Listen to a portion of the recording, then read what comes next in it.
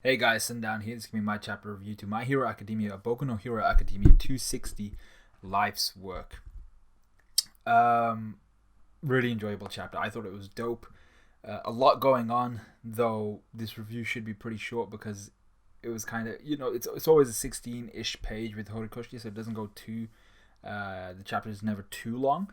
But we did get quite a few things which are worth talking about this chapter and things which are worth looking forward to especially. So, what did we learn this chapter? So firstly, Endeavor and Hawks are quite far apart. So Endeavor and all the other heroes are at Jakku Hospital, which is about 80 kilometers away from where Hawks is, which is Gunga Mountain Villa, which is another Star Wars reference for you guys out there, the natives of planet Naboo. So Jar Jar Binks is a Gungan. So this first scene I refer to as Old Man. So Ujiko is taken to the ground and is hit by Aizawa's erasure, aging Ujiko considerably. Now, firstly, before we even go into that, apparently there's been a lot of controversy over Ujiko's true name being revealed. Last chapter was Maruta Shiga. Maruta making reference to some sort of human experimentation done by Japan in World War II, which is a war crime. I don't really know much about it, and I don't know much about Horikoshi personally, but this fits the Doctor's motif pretty well. So either it was done without proper consideration, or what I think is more likely is that Horikoshi is young enough to have not known the history behind that word and what Maruta is. So I don't really hold him accountable so long as I don't know that he meant to say something like that. Anyway, his name has been changed to something like Kyodai Garaki or something like that. But we'll still call him Dr. Ujiko for now. So, as we expected, it turns out the old man did have a quirk, something which manipulated his age. And my question was, is it a purely aesthetic thing? Is it just they look young, but they're still 70 years of age? Or does his body get younger physically as a result of his quirk? So, even though he's actually 70, his body is that of a 25-year-old. We also deduced that old man Ujiko is somehow replicating quirks or creating artificial ones. The way this chapter goes, I think it's safe to say it's quirk replication. The Doctor does make mention of that towards the end. Sukauchi does a good job, and he makes a good point here of Ujiko's quirk playing a part in All for One's longevity. So his quirk must restore people's bodies or his own body to a physically younger state. So All for One could be like 69 million years old, but his body is still that of a 25-year-old. But even then, it shouldn't really. Actually, no, I think I might be wrong there because if they're commenting on All for One's longevity, it might be that he's 75, but he's been de-aged to 25 years of age. But okay, so it doesn't look like it actually like cures or heals up any injury. So All for One, even he was all scarred up and stuff like that. So even with Ujiko's quirk, it doesn't look like it healed him and it reversed all of those things. But if he's about 70, he de-ages to 25 or has the body of a 25-year-old. I think it's got to be de-ages, right? Because they're talking about how long he's been alive. So I think it must be that. And like I said, obviously this doesn't seem to restore or remove injuries or anything like that. It just makes you younger. So President Mike shouts in Ujiko's face while the other heroes evacuate the Mandem. Mirako barges into the morgue with her chunky ass legs. Like, her legs are absolutely amazing. Like, as a dude, as a chick, I don't give a shit what you identify as. She has got some astounding legs. Like, she squats every day of her life. She squats in her sleep. She squats just for jokes. She squats everywhere. She doesn't use a normal toilet. She goes outside, squats. She's squatting everywhere she can possibly do the thing.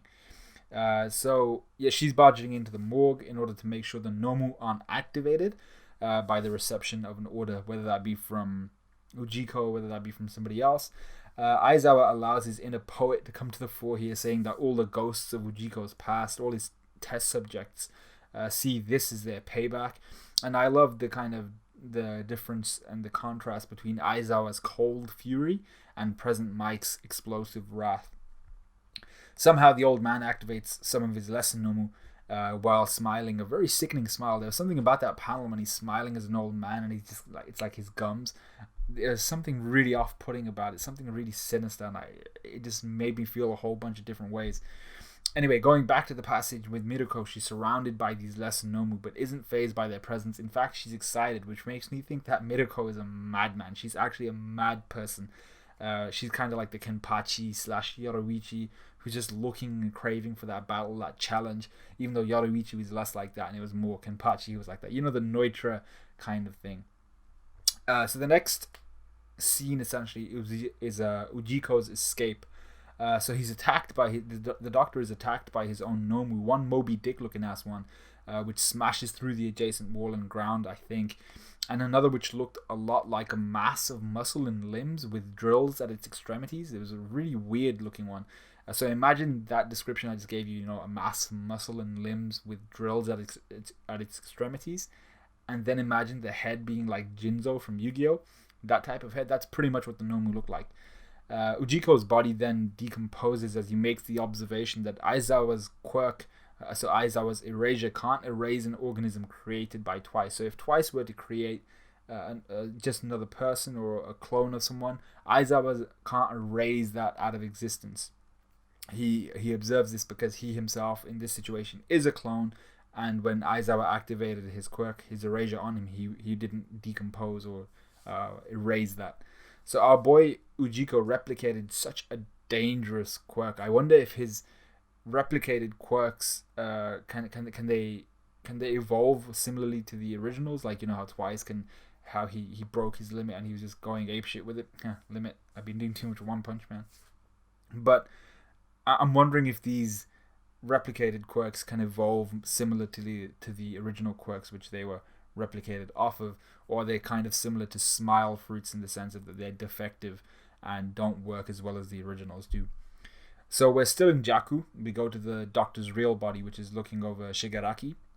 The doctor's secondary body has now decomposed, and Shigaraki's body over here looks pretty cool. It's got all like these black markings going across it, but we can't really see much about his body or what's going on with it. But we do learn a few things here. Firstly, the doctor he makes mention of how much time and effort it takes to replicate just a single quirk. However, my boy has got an entire wall lined with replicated quirks. My guy is dangerous. This is how he's been souping up all these Nomus with a variety of different quirks, whether they're flame-based, regenerative, sensor-based, whatever, mutation-based. He has a whole bunch of these bad boys just lined up. Second, we see at least 15 Nomu, which could be of the high-end variety, just chilling in their pods waiting for an order like Shigaraki, chilling in their pods like Shigaraki.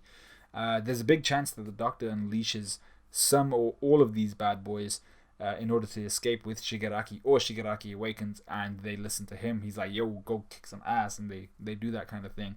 So realistically speaking, that would be difficult for the heroes to manage with civilians still close by and the destructive nature of the Nomu. So what else? Miruko is she's a freaking G. She murders absolutely all of those Nomu I mentioned earlier in the corridor. She was plummeting down without breaking stride. Like, she doesn't break stride, she doesn't break a sweat. All she does is break necks. And that leg strength is actually insane. There's a reason she's top 10. She's insanely strong. And I'll get back to a point about Deku here. But the doctor returns to his little bipedal Nomu, referring to him as Johnny. He's like, hey, I thought it was pretty funny when he actually walks up to him. He's like, hey, walks over, Johnny. You gotta walk me and Shigaraki out of here. I was like, hey, that's pretty funny. Like, oh, it walks over. But I was like, let Johnny get his step count in, man. I mean, like, he's there trying to, with his Fitbit and shit. So then I noticed our boy Johnny actually has a thick wire connected to his back. Is he charging up or something? Is he not entirely complete as a little bipedal Nomu? He does have a wire connected to him. I'm not sure what it was. Maybe he's in the Matrix or some shit. But anyway, before any warping can occur, Miruko hops onto the scene. And by hops onto the scene, I mean she kicks through what looks like reinforced metal doors effortlessly, destroying some quirks and actually hitting Johnny and breaking his glass-encased brain. I doubt Johnny's done for, but he very well could be out for the count, to be fair. So the doctor shits his pants yet again, as a bunny girl with leg strength like that could easily kill him, and I'm not sure if it's something that he would fetishize or be happy to be murdered by, but I would not want to die like that. So what happens next? That was essentially the end of the chapter with the doctor with the doctor snot rocketing out of his nose, and Miruko being like, "What's up, Doc?" But what happens next? I think Shigaraki is going to have to go through a forced awakening at this point, resulting in his powers being like only 60% formed or some shit. Even then, he's probably going to do some crazy shit to get the heroes on the defensive, possibly even releasing some high-end brothers, maybe even Gigantomachia coming to rescue him and the doctor from the scene. If that happened, shit would get real heated real quickly for the heroes, and they'd be struggling to actually combat anyone while protecting the civilians. What I'm hoping is that Miruko doesn't die. She seems awesome. I mean, like, this is the first, I think, I don't think, actually, no, I take that back. I don't think this is the first effort we've seen from her, but she just seems really awesome. And someone actually mentioned, and I mentioned this earlier in the review, how she would be an awesome mentor to Deku and his shoot style, because she uses her legs almost exclusively. I don't think I've ever seen her punch anything. And now that's something I really want to see. I want to see this Lone Ranger essentially take or understand the value of taking on essentially a graduate, raising them up to become the next generation of hero, especially someone with a style so similar to hers, but she isn't aware of that. Maybe Deku is. Deku would know more about her than she knows about him, because he's that type of guy. So I'd like to see her actually instill her teachings into Deku. This is how you can use more of your leg strength. This is how you kick through your enemy and all that type of stuff. So that we can get more of Deku doing what she did to the Nomu in the corridor this chapter. Anyway, that's the end of this review. Let me know what you guys saw of this chapter of this review. Like, comment, subscribe, all of that good stuff, and I will see you guys tomorrow with the My Taizai review. I haven't even read that chapter yet. I can't wait. I might even read the chapter, go watch Griever's review first, which I hardly ever do, because I like to kind of give my own take on it before I see his review. But depending on how bad the chapter is, I'm anticipating a bad one. Depending on how bad it is, I might even watch Griever's review first, just to get that motivation.